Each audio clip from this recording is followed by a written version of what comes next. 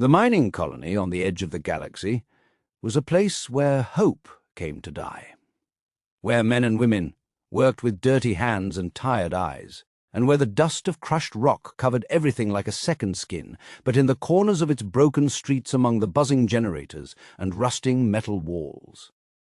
There lived a small alien woman who was seen by all but value by none, and the people who worked there whispered cruel things about her, saying she was nothing more than a stray creature, something to mock and pity. Because every evening when the kitchens closed and the workers finished their meals, she would creep quietly toward the bins and dig for scraps, her hands shaking as she pulled out half-eaten bread or cold pieces of meat, and she would eat quickly before someone threw a stone to chase her away. Yet even when she crouched in the dirt with torn clothes and hollow cheeks, there was something strange about her eyes, something sharp and unbroken, as of a fire still burned deep inside, despite the life she was forced to live. And one man noticed this, a human engineer named Daniel, who had been stationed on the colony for 3 long years fixing broken machines and living in silence, watching the cruel world around him without speaking against it, until the day he saw her in the glow of the lamps bent low aso, hiding from the whole galaxy. And in that moment, something about her posture made him pause, for though she looked weak, there was no begging in her movements, no despair in her searching only survival, and Daniel could not look away because she was not like the other outcasts he had seen in distant worlds. She carried herself as though she had once stood in a brighter place and fallen into shadows, and now she was forced to crawl where no one respected her. Yet she did not break, and while the miners jeered and tossed stones, Daniel felt a quiet anger stir in him because he knew cruelty well enough. He had seen it in men who mocked those weaker than themselves, and something inside him whispered that this alien woman deserved more than scraps. So for days he watched in silence, leaving his work late so he could see her, noting how she moved quickly, carefully, and how she never spoke a word to anyone, how she kept her eyes down but never let them dim. And he began to wonder where she came from, why she was here, and how someone so small could still carry herself with that kind of strength. But he kept his thoughts to himself until one evening when the air smelled of rain and the colony lights flickered. He saw her stumble near the bins, her body too thin to stand steady, and the miners laughed from a distance, shouting names that cut like knives. But Daniel's eyes locked onto her face, and for the first time he thought he saw not a beggar, but something else, a shadow of nobility, like someone who had once worn honor, but now hid it beneath dirt. And he could not shake the thought from his mind, and though he said nothing, the decision began to form quietly in his heart that he would not stand by as the others did, that he would find out who she really was. Because in a place where everything was broken, she was the only mystery that still carried a spark of life. And Daniel, who had long grown tired of machines and metal, found himself drawn to that spark, not knowing that his choice to notice it would change both their lives forever. Daniel did not know when the decision in his mind turned into action, but the very next day, instead of walking past the kitchen after his shift, he carried a small bundle of food wrapped in cloth, and as a shadow stretched long across the dusty streets of the colony, he placed it near the bins where the alien woman usually searched, then stepped back into the darkness to watch. And after some time she appeared, moving with the same cautious steps, her thin figure bent low, her sharp eyes scanning the area like a hunted animal. And when she saw the bundle, she froze, staring at it as though it might be a trick, her hands trembling before she even reached for it. And Daniel could see the hesitation in her, the way she looked around, expecting someone to leap out and laugh at her. But when no one came, she opened the cloth slowly, revealing bread and a small piece of dried meat, and she pulled it close to her chest as if it were treasure, then ate quickly, but with quiet dignity, not like an animal, but like someone who'd been forced too long to swallow her pride. And Daniel felt something heavy stir in his chest, a mix of anger at the cruelty of others and respect for her silent strength. So the next night he did again, and then again, never showing himself, never speaking, and she began to notice a pattern that someone was leaving food not in the trash, but carefully wrapped as though given with intent. And though she never smiled, Daniel thought he saw her. Shoulders straightened slightly each time, as if she felt less invisible.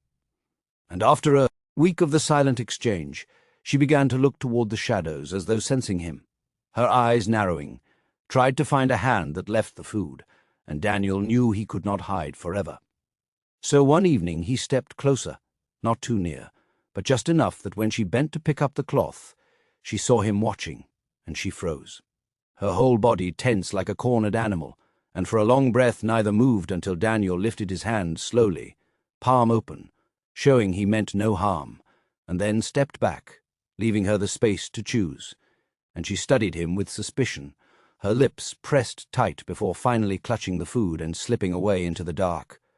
But something had changed, for she did not run as quickly as before, and the next time he came, she looked for him first before touching a bundle. And though no words passed between them, Daniel felt an invisible thread forming a fragile bond, made not of speech, but of trust. And then one night, as the wind howled to the colony, and the lamps flickered weakly, he placed a food as always, and waited. But when she appeared, she did not go straight to the bundle. Instead, she stood still and looked toward him, her eyes locked onto his, and in a voice so soft, he almost thought he imagined it, she whispered a single word in broken human tongue. "Thank." And the sound of it startled him more than any shout could have, because it was the first time she had spoken, the first time she had allowed herself to acknowledge him. And he realized she understood far more than anyone had guessed, perhaps more than she wanted the others to know, and as she spoke that word, her eyes glimmer with something unspoken, a mix of pain, pride, and hidden intelligence. And Daniel's heart raised because he knew then she was not simple, not helpless, and certainly not the creature others believed her to be.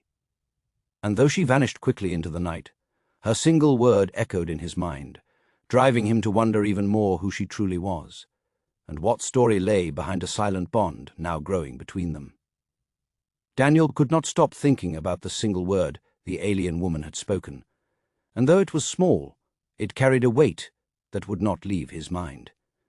So he began to watch her more carefully, searching for signs of who she really was, and as days passed, he noticed things that others ignored, like the way her posture straightened when she thought no one was looking, or the faint patterns carved into her skin that looked less like scars and more like markings of culture, the kind worn by people of rank or tradition. And once when her sleeve slipped, he glimpsed a thin chain around her neck hidden beneath layers of rags, and dangling from was a small pennant shaped like a crest, something that looked far too fine for someone living like a beggar. And the sight of it confirmed what Daniel had begun to suspect. This woman was not what she appeared to be, and he wondered if her silence was not weakness, but protection, as though she was hiding from something much greater than hunger. And soon he began to piece together where she watched the sky whenever the colony ships pass overhead, her eyes sharp, almost longing, like someone who once belonged to that world above, and Daniel's thoughts grew restless, imagining stories of betrayal or exile, until one. Nida's suspicions became reality, for while he stood in the shadows watching, a group of miners, half drunk and cruel, caught her near the bins and surrounded her. There laughed at her loud and sharp, mocking her thin body and throwing dirt at her feet, and though she tried to slip away, they blocked her path, taunting her as though she were nothing more than entertainment. And Daniel felt his blood boil as he stepped forward, his voice cutting through their laughter, telling them to leave her alone. But the men only sneered at him, asking why he cared for an animal. And one shoved him roughly as another reached to grab her arm. Yet before they could touch her, Daniel swung his fist, knocking the man back, and the sudden violence shocked the others into silence, their drunken courage faltering when they realized Daniel would not back down. And after a tense moment they cursed and scattered, leaving the woman trembling but untouched, and Daniel turned to her, his chest heaving, and saw her staring at him with wide eyes, not with fear, but with something deeper, as if his choice to stand beside her had broken down a wall she had kept for too long. And slowly, as weighing every word, she lifted her chin and whispered her name, Irina.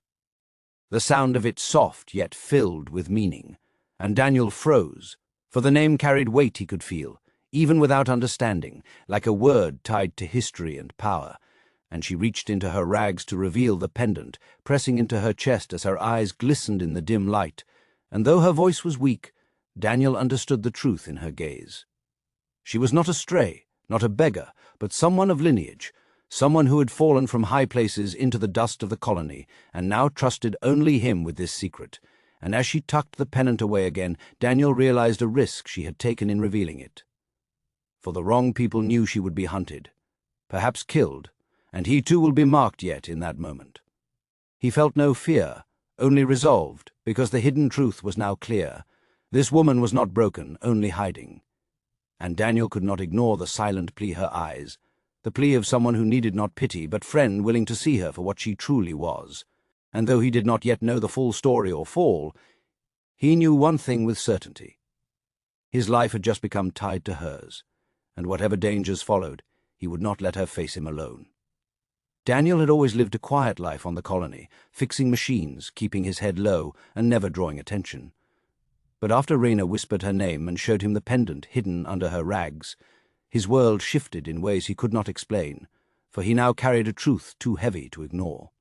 And though Partim told him stay away, to protect himself from the danger being linked with her, another Partim could not step back, for the look in her eyes had bound him, and the weight of her trust was now in his hands.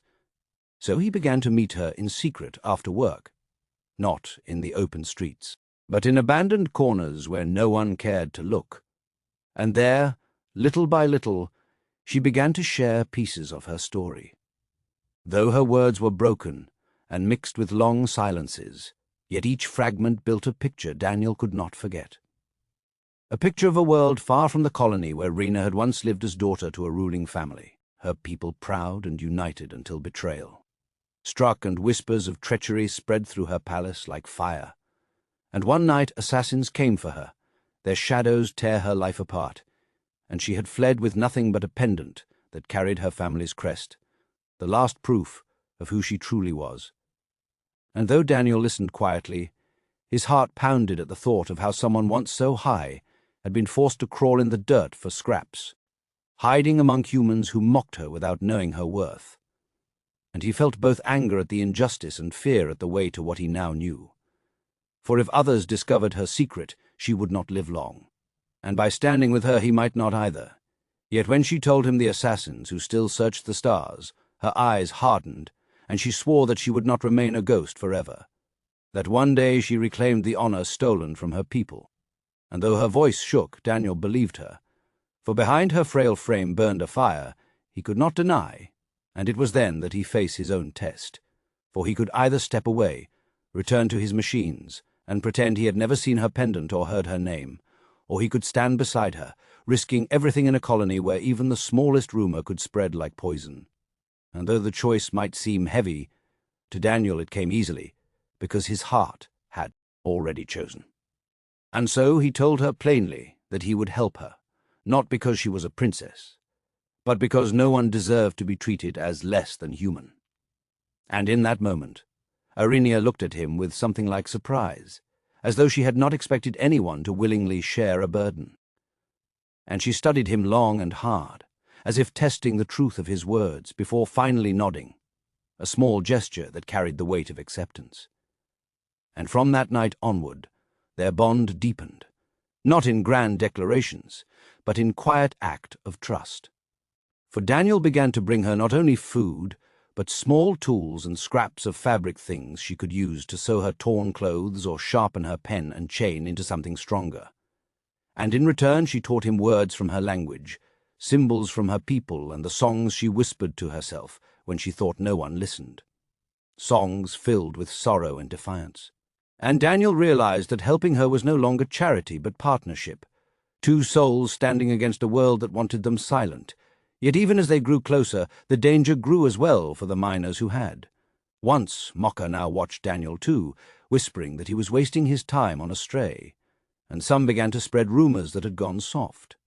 And Daniel knew that if they discovered the truth of who Arena really was, they would not only turn on her, but on him, and so he became more careful, guiding her through hidden paths in the colony, warning her of drunken men who lingered near the bins, shielding her with his presence when trouble stirred. And though Oinia at first resisted, too proud to let a human guard her, she soon realized his loyalty was not out of pity, but respect, and she accepted it. And with each test of danger, their bond grew stronger until one night when a storm raised above and lightning flashed across the sky. She turned him with eyes shining in the dim light and told him something she had never told anyone. That the pendant she carried was not only a symbol of her family, but a key to a vault hidden deep within her world. A vault that held the records and secrets of her people, proof of her lineage, and a weapon against those who betrayed her. And when Daniel asked why she would trust it with something so dangerous, she answered simply that he had already proven himself. For in a place where no one else saw more than a beggar, he had seen a princess. And though the word made Daniel shift uncomfortably, he understood the meaning.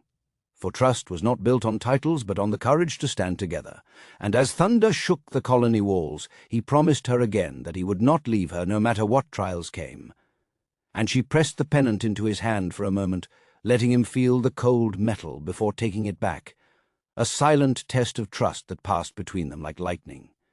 And from then on, Daniel no longer felt he was simply protecting her, but that they were protecting each other, standing on the edge of something greater.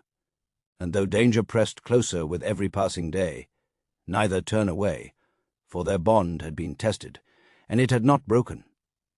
And in the dark corners of the mining colony, where others saw only scraps and shadows, Daniel and Arinia stood side by side, ready for whatever the galaxy would throw against him next.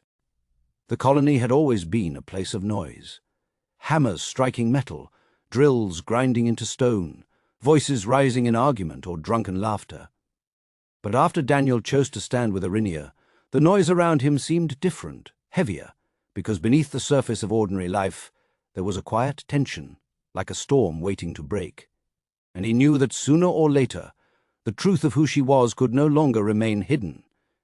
And when it came, out it would change everything, not only for her, but for him as well, and perhaps for the colony itself.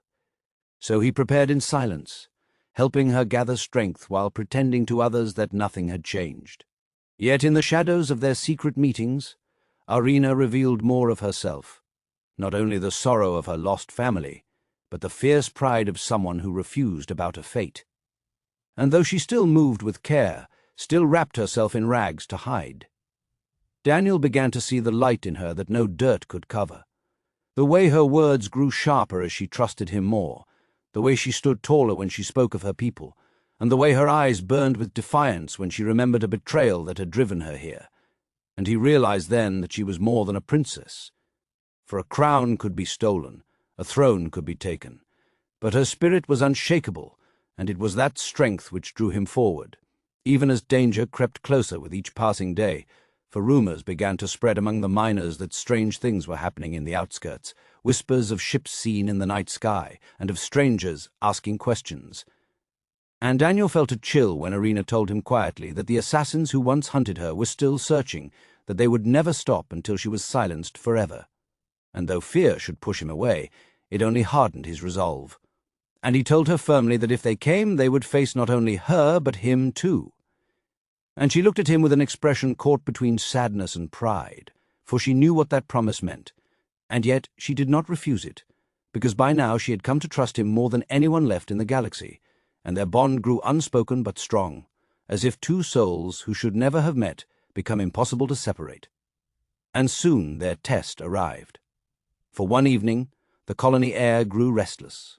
A ship landing where no ship was scheduled, and shadows moving through the streets with weapons at their sides.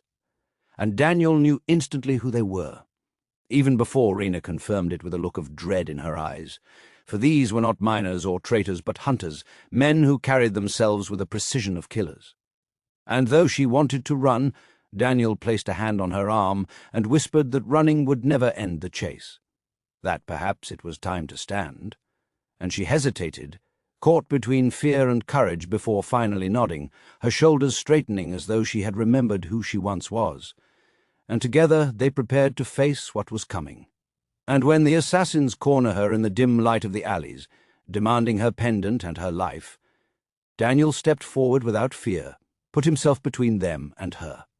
And though they laughed at the thought of one human standing against trained killers, Daniel did not back down, and his defiance bought her the moment she needed to lift her chin and speak, not as a beggar, but as a princess, her voice carrying across the alley with words that froze even her hunters. For she declared her name, her lineage, and her vow that her bloodline would not end in the dirt of forgotten colony. And in that moment she seemed to grow taller, stronger, not because of power or weapons, but because of the fire in her voice. And Daniel felt his chest tighten with awe, for she was no longer just a ring of the outcast, but a ring of the unbroken. And when the assassins lunged forward, the fight that followed was brutal.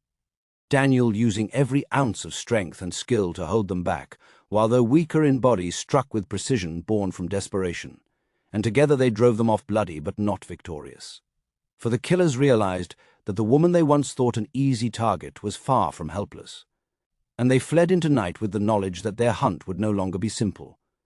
And when silence returned to the alley, Daniel stood panting, his body bruised, his hands shaking, but his eyes fixed on Arinia, who clutched her, penned into her chest as tears glimmered in her eyes, not a weakness, but a release, for she had faced him and had not fallen.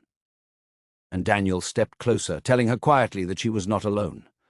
Not any more, and she believed him, for he had proven it with his blood. And in the days that followed, the colony began to whisper a different story. Not a beggar, but of a woman who carried herself like royalty. And though many still doubted, enough had seen her stand tall beside Daniel to question the truth. And word began to spread beyond the colony walls, carried by traders and travelers, until even the distant stars were here that a lost princess had risen again. And though danger would surely follow, Arinia no longer hid in rags or ate from scraps. For with Daniel beside her, she had found the courage to be more than what the galaxy force would be. And Daniel, too, was changed.